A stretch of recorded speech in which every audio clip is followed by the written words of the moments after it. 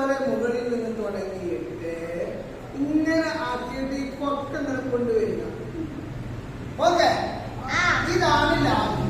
Okay, ഇനി ഇത് ലാം ആക്കണമെങ്കിൽ മുകളിൽ നിന്ന് ഇങ്ങനെ 10 ഇടുക. നമ്മൾ പഠിച്ച പോലെ വലത് ഭാഗത്ത് നിന്ന് ഇടത് ഭാഗത്തേക്ക്, മുകളിൽ നിന്ന് താഴോട്ട് 10 ഇട്ടോ. അപ്പൊ എന്തായി? എന്താ വായിക്കുക? ഇനി ലീ എങ്ങനെ എഴുതാം? ഇതേപോലെ തന്നെ മുകളിൽ നിന്ന് 10 ഇങ്ങനെ ഇടുന്ന പോലെ ഇങ്ങനെ വരച്ചു. ശേഷം ഇങ്ങനെ എന്ത് ചെയ്തു? ഒക്കെ അല്ലെ?